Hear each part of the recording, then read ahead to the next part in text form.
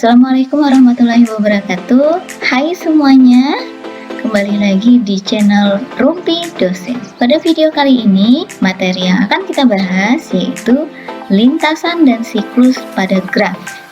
Namun sebelum kita membahas lintasan dan siklus, sebaiknya kita mereview kembali apa yang dimaksud dengan graf, definisi graf itu seperti apa, jenis-jenis atau tipe-tipe graf itu apa saja, kemudian apa itu ketetanggaan, apa itu persisian, dan derajat pada graf itu seperti apa. Coba kita ingat-ingat kembali ya.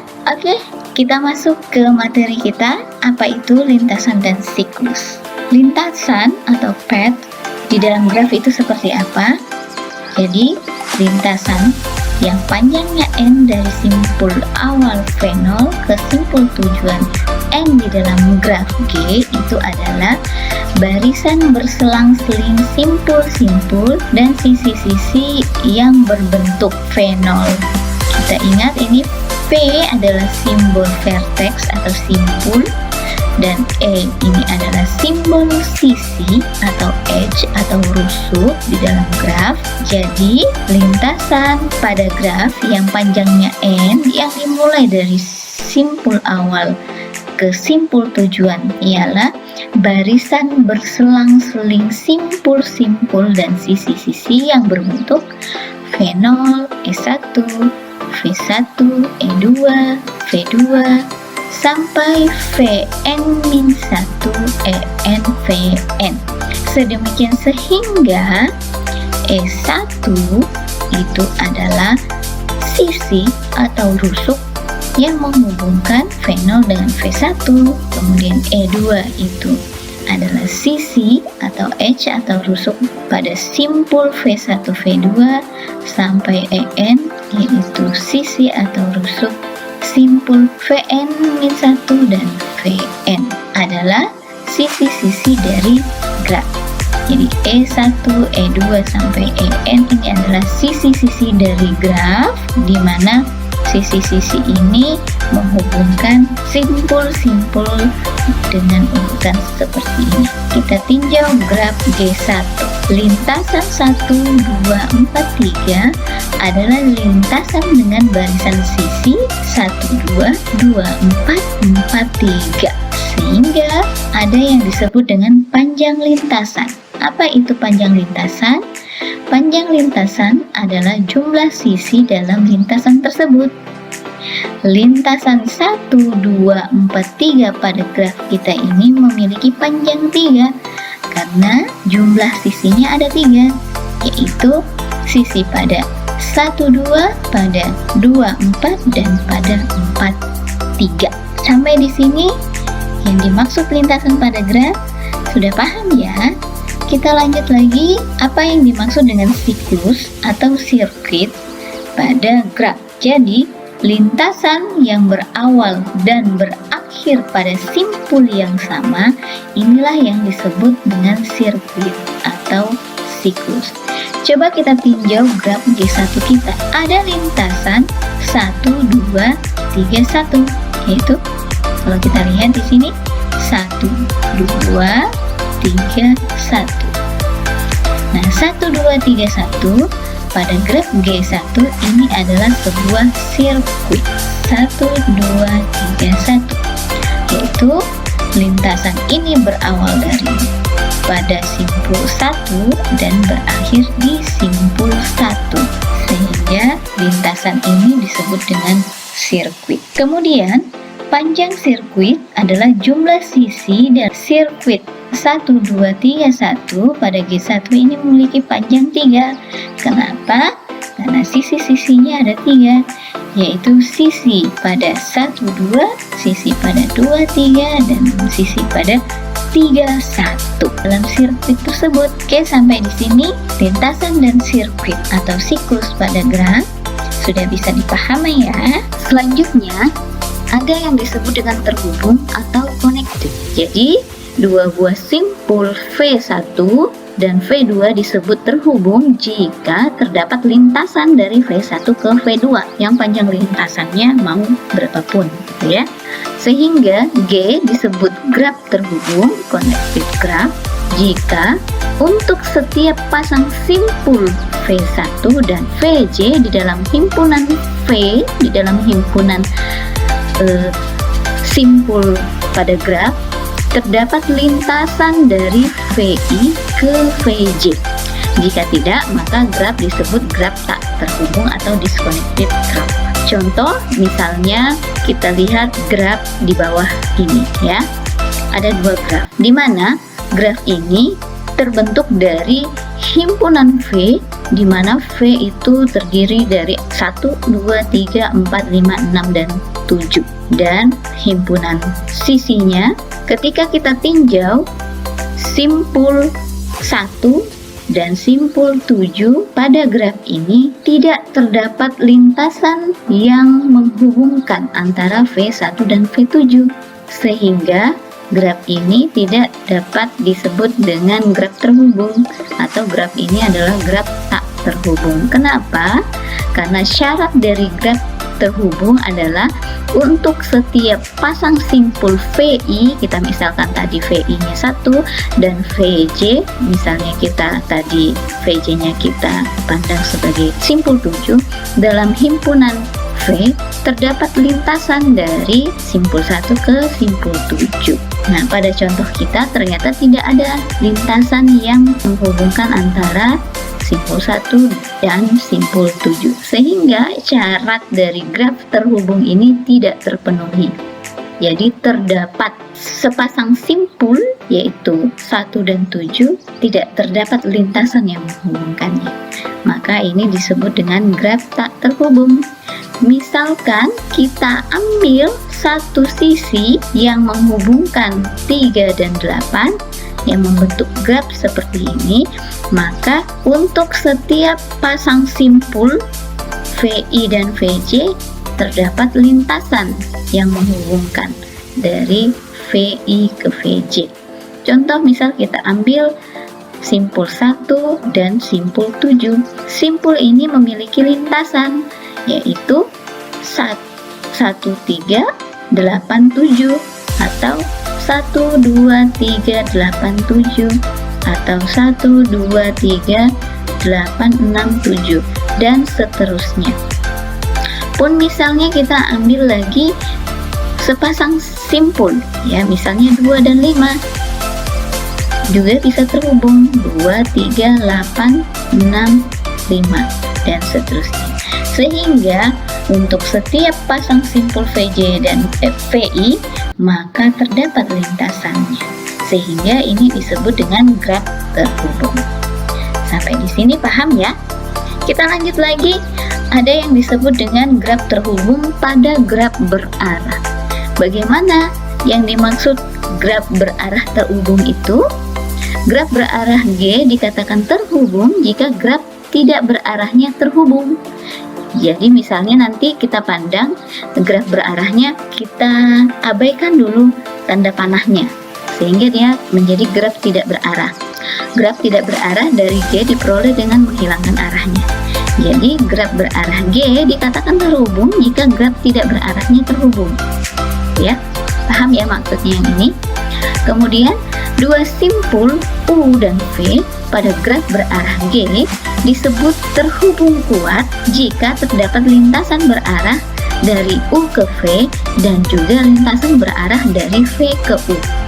Sebaliknya, kalau tidak dua arah, maka dia dikatakan terhubung lemah. Jika U dan V tidak terhubung kuat tetapi terhubung pada graf tidak berarahnya, maka U dan V dikatakan terhubung lemah atau weakly connected. Maka graf berarah G disebut graf terhubung kuat, strongly connected graph, apabila untuk setiap pasang simpul sembarang U dan V di G terhubung kuat. Kalau tidak, G disebut graf terhubung lemah. Jadi, kalau kita berbicara connected pada graf berarah, ada yang disebut dengan graf berarah terhubung kuat dan graf berarah terhubung lemah, gitu ya. Coba kita lihat graf di samping ini, di mana graf ini simpulnya ada 1, 2, 3, dan 4. Misalnya kita ambil sepasang simpul U dan V, misalnya U-nya kita ambil 1 dan V-nya 4. Coba kita perhatikan ada lintasan yang terbentuk, yaitu 1, 2, 4. Ini kita pandang dulu tanpa arahnya, ya, graf tak berarahnya. Ternyata ada lintasannya. Sekarang apakah ini terhubung kuat atau terhubung lemah? Kita lihat arah dari 1 ke 4, kemudian 4 ke 1. 1 ke 4 lintasannya yaitu 1, 2, 4. Sementara 4 ke 1-nya tidak ada lintasan berarahnya. Maka ketika terdapat lintasan terhubung lemah, maka graf ini dikatakan graf berarah terhubung lemah. Coba kita pandang graf berikut ini, di mana simpulnya ada 1, 2, dan 3. Kita ambil simpul 1 dan simpul 3. Terdapat lintasan yaitu 1, 2, 3. Sekarang kita lihat apakah terhubung kuat, yaitu lintasan dari 1 ke 3 dan 3 ke 1. Ternyata ada. Begitupun untuk 1, 2 atau 2, 3. Maka karena di setiap lintasan dia terhubung kuat, graf ini dikatakan graf berarah terhubung kuat. Paham ya? Lanjut lagi, ada yang disebut dengan upagraf atau subgraf dan komplemen upagraf. Jadi misalkan kita memiliki graf G yang terbentuk dari himpunan V dan himpunan E, gitu ya. Misalkan G sama dengan VE adalah sebuah graf, maka G1 sama dengan V1E1 adalah subgraf dari G jika himpunan simpul-simpul di V1 merupakan himpunan bagian dari V dan E1 merupakan himpunan bagian dari E. Ini disebut dengan subgrafnya. Kemudian apa yang dimaksud dengan komplemen? Komplemen dari upagraf G1 terhadap G adalah graf G2, itu V2E2, sedemikian sehingga E2 ini sama dengan E dikurang E1. E ini adalah himpunan sisi-sisi pada graf kita, dan V2 adalah himpunan simpul yang anggota E2 bersisian dengannya. Jadi ini yang dimaksud dengan komplemennya. Contoh misal kita punya graf berikut ini, graf A ini, di mana V-nya ini adalah himpunan simpul-simpulnya ada 1, 2, 3, 4, 5, 6, dan himpunan sisi-sisinya itu yang ini, sisi dari 1, 2, 2, 3, 2, 6, 3, 5, 5, 6, 5, 4, 4, 3, dan 4, 1. Jadi ada sisinya ada 1, 2, 3, 4, 5, 6, 7, 8. Nah, ketika kita memiliki graf seperti ini yang merupakan himpunan bagian dari graf ini, baik dari simpulnya maupun dari sisinya, maka ini disebut dengan subgraf dari graf ini. Ya, kita lihat graf B ini himpunan sisi-sisinya 1, 2, 3, 5 yang merupakan himpunan bagian dari himpunan V. Kemudian sisinya yaitu sisi 1, 2, 2, 3, 2, 5, dan 5, 3 ini merupakan himpunan bagian dari himpunan sisi-sisi dari graf ini. Karena memenuhi syarat ini, maka graf B ini disebut dengan subgraf atau upagraf G ini. Nah, sekarang sisa dari himpunan bagian yang tidak masuk dari upagraf ini, ketika kita bentuk graf, maka dia disebut sebagai komplemen dari upagraf ini, di mana sisi-sisi yang tidak masuk dalam upagraf B kita ini adalah sisi dari 1, 2, 2, 3, 2, 6, 5, 6, sehingga terbentuk seperti ini. Oleh karena itu, ketika sisi-sisi ini ditambah dengan sisi ini, sisi pada graf C ditambah dengan sisi-sisi pada graf B, itu sama dengan himpunan sisi-sisi pada graf A kita. Karena komplement dari upah graf kita memenuhi persamaan ini, yaitu E2 sama dengan P dikurang E1. Dan V2 adalah himpunan simpul yang anggota-anggota dari E2 bersisisian dengannya. Nah ini ya, sehingga ini disebut dengan komplement dari upah graf B kita. Sampai di sini paham ya? Mudah-mudahan paham. Oke, kita lanjut. Selanjutnya ada yang disebut dengan upah graf rentang atau spanning subgraf. Upah graf G1 dari G dikatakan upah graf rentang jika V1 sama dengan V, yaitu G1 mengandung semua simpul di dalam G ya. Jadi misalkan kita memiliki graf G seperti ini, maka ketika kita memiliki graf seperti yang ada di B ini, di mana semua simpulnya itu merupakan anggota dari simpul G. Jadi anggota himpunan simpul G sama dengan anggota himpunan simpul G1, dan sisi-sisi dari G kita ini merupakan himpunan bagian dari sisi-sisi di graf ini. Maka ini disebut dengan upah graf rentang. Coba kita lihat graf di C. Ini juga merupakan subgraf dari graf G kita ini. Kenapa?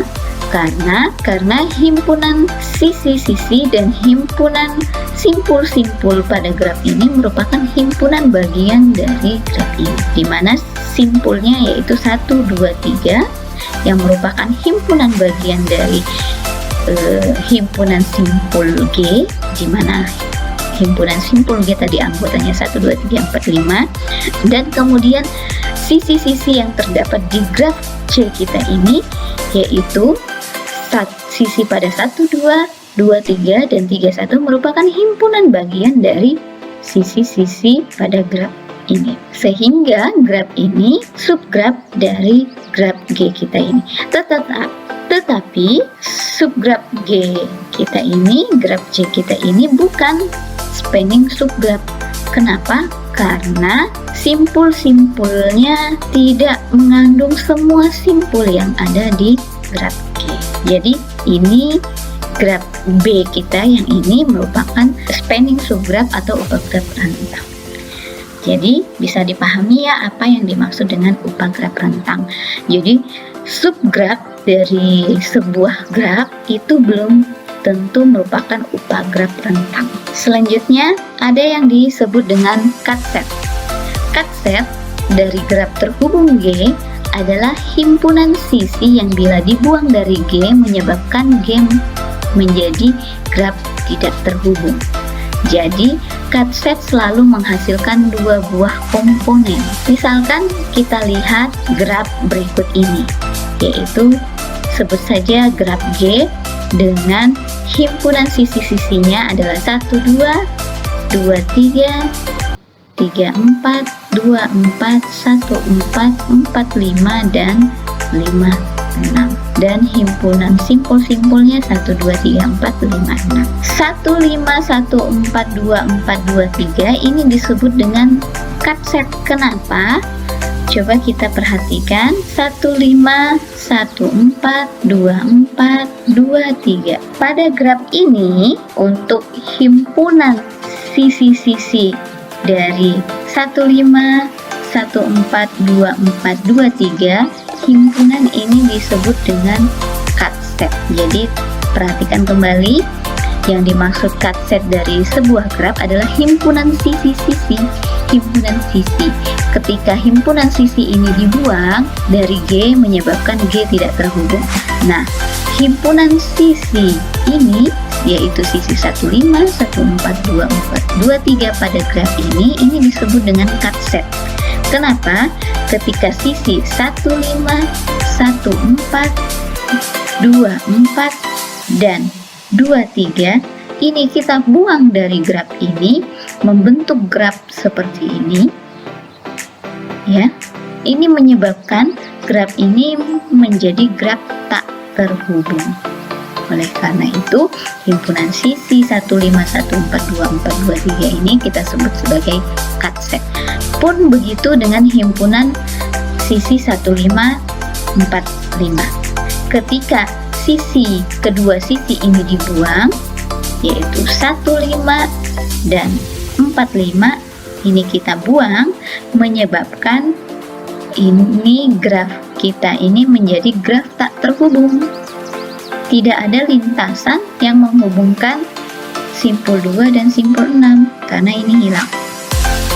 Ataukah 3, 6, 3, 5, 1, 6, 1, 5 dan seterusnya. Sehingga ini himpunan sisi 1545 ini disebut dengan cut set. Begitu juga dengan 56. Ketika kita hilangkan sisi 56 ini, maka ini juga menjadi graf tak terhubung, ya, ini hilang karena tidak ada lintasan yang menghubungkan simpul 6. Nah, coba kita lihat himpunan sisi ini, ya, 15, 45 dan 34. Ini tidak dikatakan sebagai cut set. Kenapa? Ketika kita hilangkan 15 masih berupa graf terhubung, kemudian anggota kedua yang kita hilangkan adalah 45. Ketika kita hilangkan 45 dan 15, maka ini sudah tidak terhubung, ya, sudah tidak terhubung.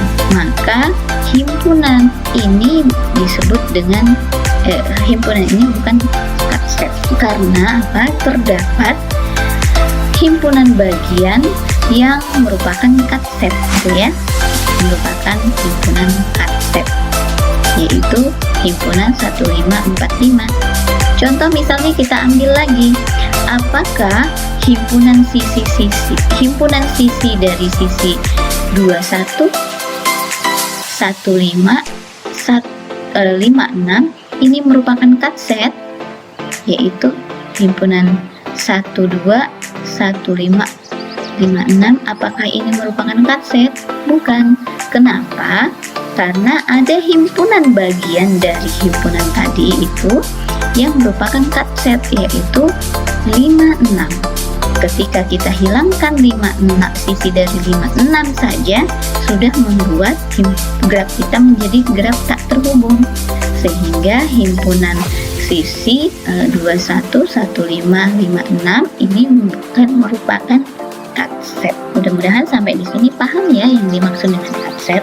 Demikian materi kita di video kali ini, semoga mudah dipahami. Kita lanjutkan materi kita di video selanjutnya. Terima kasih. Assalamualaikum warahmatullahi wabarakatuh.